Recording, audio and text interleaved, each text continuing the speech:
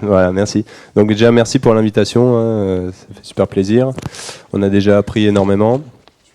Donc voilà, on va vous faire une petite présentation. Alors, on va surtout axer notre présentation sur la pêche intensive, en fait, qui est l'un de nos grands combats chez Greenpeace. Donc, hop, tu peux mettre le sommaire. Donc, je vous préviens tout de suite, nous, on a un discours pas du tout vegan du sujet. Nous, c'est vraiment axé plus sur le grand public.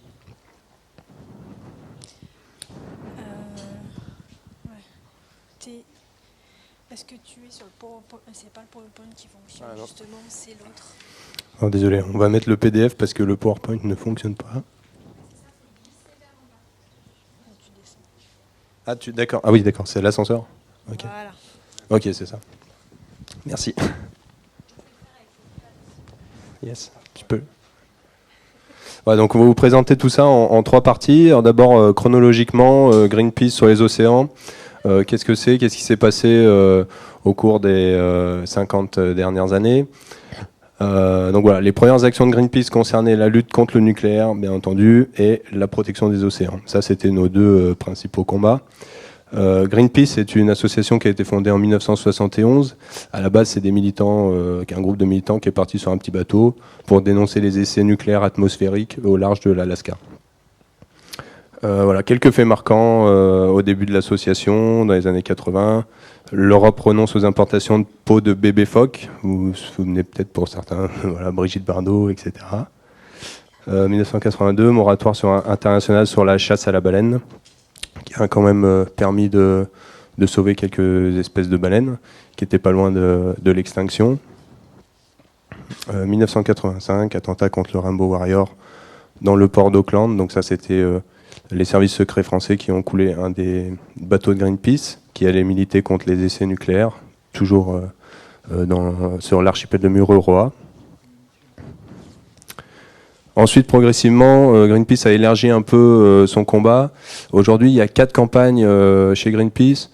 Les océans, énergie, qui regroupe aussi le nucléaire, climat, la protection des forêts et l'agriculture pour une agriculture durable. Mais les océans restent vraiment toujours au cœur de notre action. Au cours, quelques faits marquants dans les années 90, je ne vais pas tous les citer, hein, mais voilà, 91, décrète l'Antarctique réserve naturelle consacrée à la paix et à la science. En 91 aussi, interdiction des grands filets pélagiques dérivants. Donc ça, c'était une méthode de pêche intensive où en fait, on lâchait un filet énorme dans l'océan qui dérivait et qui emportait tout ce qui passait. Donc je vous laisse imaginer un peu l'état de destruction. Donc ça, maintenant, ça a été interdit. C'est pas pour autant que c'est fini, hein. Il y en a qui l'utilisent encore. On verra plus tard que l'océan, c'est une zone de non-droit, malheureusement. Je suis désolé pour ma voix, j'ai un peu enroué. Voilà, donc plus récemment, ce qu'on peut dire, c'est que la pêche intensive et les projets de forage pétrolier sont vraiment pour nous des cibles prioritaires, des choses à dénoncer, à éliminer. Plus récemment, quelques faits marquants. Donc en 2010, voilà, l'ICCAT vote une réduction drastique des quotas de pêche pour sauver le thon rouge en mer Méditerranée, qui était pas loin, pareil, de l'extinction, hein. Donc là, les stocks remontent, ils le disent comme ça. En 2015, Shell renonce à ses projets de forage en Arctique. Donc de plus en plus, on parlait de forage en Arctique parce qu'avec la fonte de la calotte glaciaire, on peut aller prospecter plus loin, et puis on peut aller forer plus loin. C'est hyper dangereux parce qu'en fait, si on a le moindre fuite en Arctique, le pétrole fout le camp sous la calotte glaciaire et il est impossible de le récupérer. 2018, donc l'année dernière, le Brésil rejette les projets de forage de Total près du récif de l'Amazone. Donc là, c'est suite à une action de 2017 où l'un de nos bateaux était allé faire une expertise aux abords du delta de l'Amazone, et on a découvert qu'il y avait un récif corallien immense. Et donc c'est grâce à ça qu'on a pu faire pression sur l'État brésilien et interdire le projet de forage pétrolier de Total. Et puis pour finir rapidement cette présentation, aujourd'hui nos campagnes sont toujours en cours. Donc il y a la campagne Petit navire égale grand carnage, parce qu'en fait Petit Navire, c'est pas un si petit navire que ça. C'est surtout une grosse multinationale. En fait, Petit Navire est détenu par une multinationale du thon qui est Thai Union. C'est 3,5 milliards de chiffre d'affaires par an. Je vous laisse imaginer la taille du mastodonte. Et cette multinationale utilise une méthode de pêche qu'on appelle DCP, dispositif de concentration de poissons, qui est absolument néfaste pour les océans. Ils utilisent ça dans l'océan Indien pour capturer le thon à bâcor. Et nous, on aimerait bien faire interdire cette méthode de pêche. Et puis, tout récemment, il y a un rapport sur les océans qui a été commandé par Greenpeace auprès de scientifiques, qui est sorti. Et en fait, les scientifiques et les experts du monde marin préconisent qu'on crée des réserves naturelles marines à hauteur de 30%, qui couvriraient 30% de la superficie totale de nos océans. Je peux vous dire qu'on est loin de ça, malheureusement. On le verra un peu plus tard, on reviendra dessus.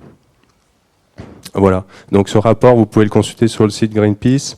Vous pouvez aussi aller voir, il y a des petites cartes interactives qui sont sympas. Voilà, donc ça c'était pour la présentation. On va vous diffuser une petite vidéo ludique qui est destinée justement au grand public pour savoir, qui résume en fait pourquoi il faut bien préserver les océans. Sont-ils vraiment en danger? C'est pas grave. Changement climatique, surpêche, pollution, forage pétrolier. Les océans sont des écosystèmes fragiles, aujourd'hui gravement menacés. Face au changement climatique, leur rôle reste essentiel pour préserver l'équilibre de la planète. Chaque année, les océans absorbent jusqu'à 1/3 du CO2 lié aux activités humaines. Ils produisent également plus de la moitié de l'oxygène que nous respirons. Les océans n'appartiennent à personne, et pourtant tout le monde vient s'y servir. Aujourd'hui, la pêche se pratique principalement à l'échelle industrielle et intensive, privant ainsi les communautés de pêcheurs locaux de leurs sources de revenus, voire de leurs moyens de survie. 1% des navires sont responsables de 50% des captures. Des navires-usines sillonnent les eaux internationales, prélèvent de plus en plus d'espèces non ciblées, comme les requins, et vident peu à peu les océans. De nombreuses espèces sont éteintes ou en voie d'extinction. Selon la FAO, 90% des espèces marines commerciales sont aujourd'hui surexploitées ou pêchées à la limite de durabilité. Quelle solution pour protéger les océans? Les scientifiques sont clairs. Les réserves marines sont efficaces et nécessaires pour protéger la biodiversité, reconstituer les stocks de poissons et augmenter la résilience face au changement climatique. Réduisons notre consommation de poissons au profit d'espèces locales, pêchées selon des méthodes douces par des pêcheurs artisans. Interrogez votre poissonnier sur la provenance, le type de pêche et la saison. C'est parce que nous aimons la mer, les océans et leur faune que nous voulons les sauver. Préserver les océans, c'est préserver la vie sur Terre. Alors en effet, préserver les océans, c'est préserver la vie sur Terre, donc c'est très important donc de préserver nos océans. Là, nous allons voir donc malheureusement depuis plus de 20 ans, et les captures mondiales stagnent à 100 tonnes de poissons par an, et sans compter évidemment les prises accessoires, comme on dit, les pauvres poissons pêchés et autres animaux pêchés et rejetés, morts ou bientôt morts. Donc il existe évidemment 3 grosses problématiques pour nos océans. La pêche intensive, l'acidification des océans et la pollution. Donc la pêche intensive, donc, comme disait le reportage, 1% des navires sont responsables de 50% de prise de poissons. La surexploitation de 80% des poissons, donc vous imaginez ce qui nous reste, c'est vraiment pas grand-chose. Et à ce rythme-là, le plus dramatique, c'est qu'à ce rythme-là, en 2048, donc ça veut dire dans 30 ans, dans moins de 30 ans, vous imaginez qu'il n'y aura plus de poissons du tout dans les océans. Donc c'est vraiment à prendre très, très au sérieux. Moi, je fais partie je suis d'une certaine génération plus vieille que certains. Et on ne se rendait pas compte à l'époque, mais à votre époque, maintenant, c'est vrai qu'il faut se battre, quoi, parce que c'est vraiment important, et les générations, les vôtres, et celles qui arrivent, c'est vraiment très important. Donc, malheureusement, la surpêche est une activité légale qui est autorisé par tout ce qui est par les comment dirais-je, excusez-moi, c'est un peu l'émotion, j'ai pas l'habitude de m'exprimer comme ça, donc c'est un peu. Vas-y Nathalie. C'est un peu l'émotion.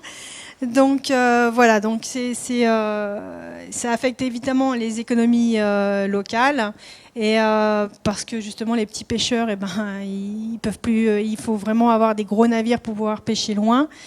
Les premiers touchés, c'est évidemment les populations pauvres, notamment l'Afrique de l'Ouest, parce que les petits pêcheurs, ils ne trouvent plus de poissons et les femmes ne peuvent plus vendre non plus. Donc, et ça peut aussi entraîner donc l'immigration, parce que ces personnes-là cherchent à vivre, tout simplement.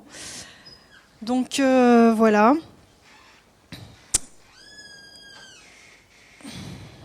Donc, est-ce que vous savez ce que c'est le DCP? Beaucoup de gens? Oui. Pas spécialement. Ce sont des objets flottants en fait, qui sont mis en mer et qui attirent les petits poissons. D'abord, il y a des algues qui se forment dessus. Ensuite, ça attire les petits poissons. Les petits poissons attirent les gros poissons. Et une fois que c'est bien mis en place, eh bien, les pêcheurs, les gros navires arrivent et déploient donc les seines, le grand filet dont on parlait juste avant, et ratissent tout ça. Et ce qui fait qu'ensuite, ils prennent que le poisson qui les intéresse, éventuellement le thon, et rejettent tout le reste.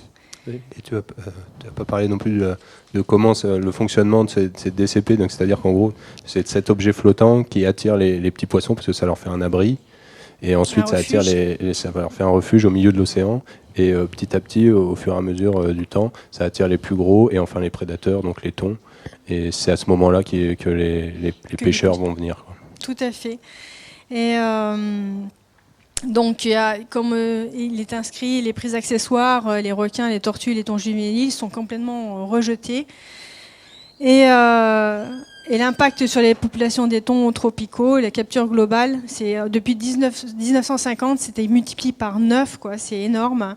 Et il ne reste que 55% des stocks, on parle de stocks, c'est triste, de poissons, d'animaux vivants, on parle de stocks par rapport à la période pré-industrielle, quoi.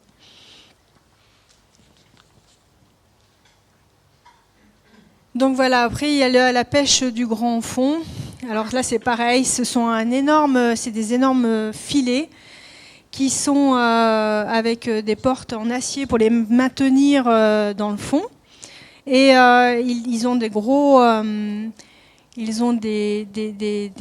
rouleaux à l'avant, et ces filets raclent carrément le sol, donc détruisent tout le sol en entier, tous les animaux qui sont dedans aussi, pour simplement avoir des empereurs, des flottants, des sabres noirs et puis certains requins.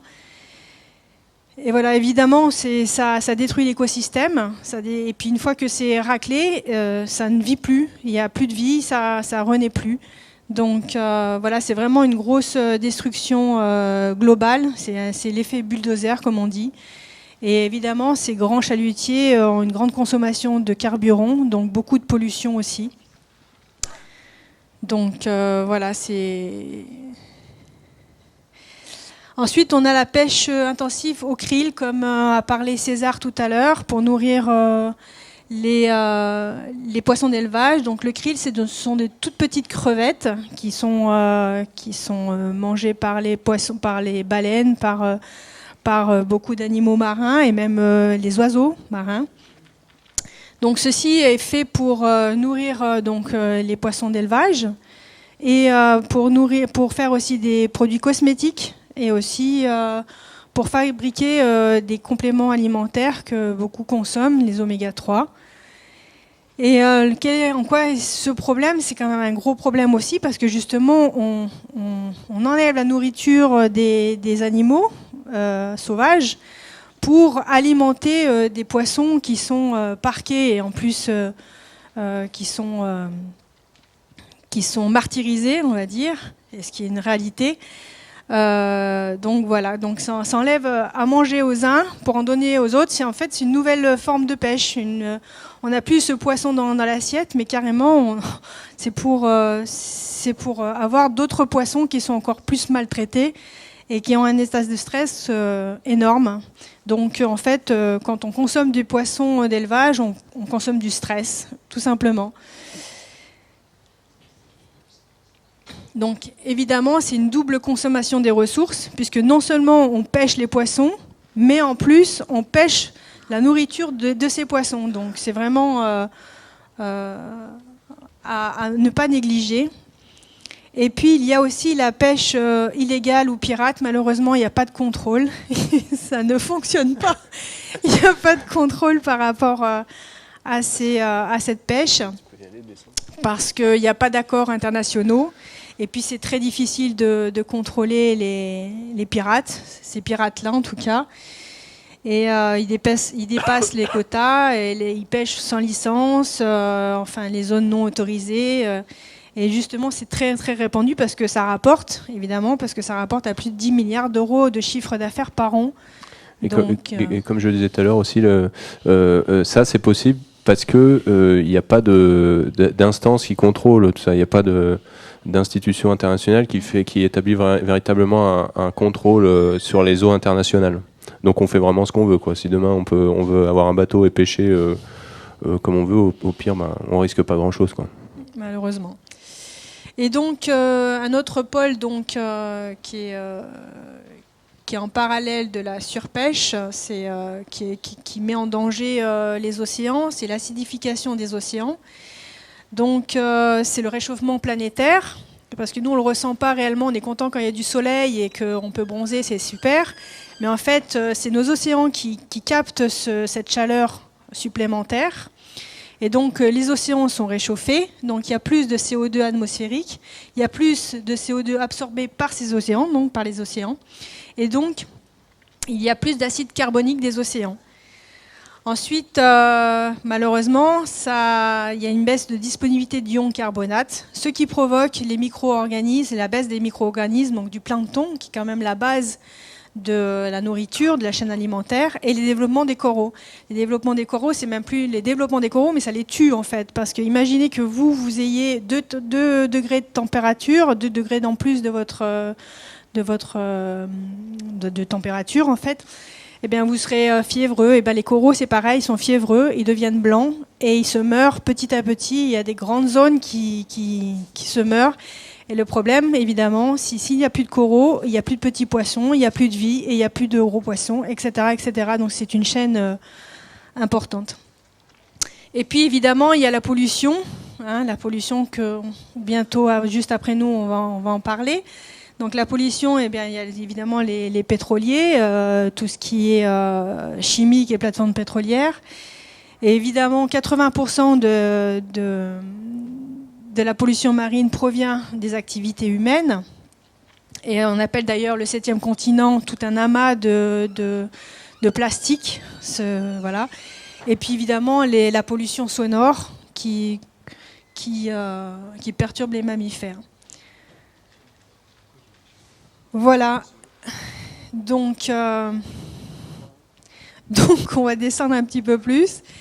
Et il y a des solutions quand même. Alors Greenpeace, il se bat pour avoir des réserves marines, comme disait Romain tout à l'heure. Donc on vous invite à vous rendre sur notre site pour signer ces pétitions, car plus on sera nombreux et plus ça bougera. En tout cas, on l'espère et on se bat pour. Et puis pour une pêche durable, évidemment, plus raisonnée, plus raisonnable, et réformer le PCP, qui est la politique commune de la pêche. Donc ça, c'est le volonté politique qui est très difficile à faire bouger, mais justement, on s'efforce d'eux, et plus on sera nombreux, plus il y aura des pétitions, plus il y aura des gens qui s'y intéresseront, et plus les choses vont avancer. Plus on sera nombreux, mieux ce sera. Et lutter contre cette pêche illégale qui n'est pas simple non plus. Nous avons aussi 3 bateaux en action en mer, et puis il y a nos actions individuelles et communes. Donc chacun a son importance. Donc voici en rouge, ce sont les réserves marines que demande Greenpeace pour pouvoir protéger les zones, pour protéger les poissons, protéger la vie marine tout simplement, et qui pourrait être bénéfique pour les pêcheurs et même pour nous et pour la vie marine. Et pour que les poissons aient des zones de reproduction, quoi, qui puissent, en plus. qui puissent se renouveler. Et malheureusement, ce qui est en rouge, là, c'est nos zones actuelles, nos zones de réserve. Donc, vous pouvez voir que la différence est énorme. La différence est vraiment énorme. Malheureusement, si on revient en arrière, ouais. Ce qu'on demande, ce qu'on aimerait, ce qui est nécessaire, en fait, pour que la vie des océans ne se termine pas d'ici moins de 30 ans, et ce qu'on a aujourd'hui, c'est pour ça que c'est vraiment très très important que vous y alliez sur notre site, que vous signiez les pétitions et que vous encouragiez les autres aussi à le faire. Pour une pêche durable, c'est pour la protection des habitats, évidemment, et des espèces sensibles, le maintien des stocks, toujours ce mot stock qui est un peu difficile. L'utilisation des méthodes de pêche sélectives, le maintien de la biodiversité, évidemment, tout ce qui est inscrit est logique. La minimisation de l'utilisation des produits chimiques et puis tout ce qui est pollution dans les océans. Les méthodes socialement économiques et équitables et la traçabilité complète de tous les produits, comme ça vous sauriez ce que vous consommez.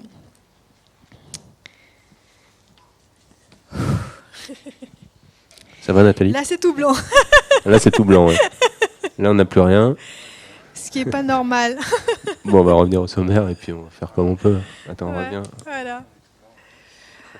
Bon, en fait, la solution aussi, c'est que... Enfin, personnellement, je trouve que la solution, c'est nous.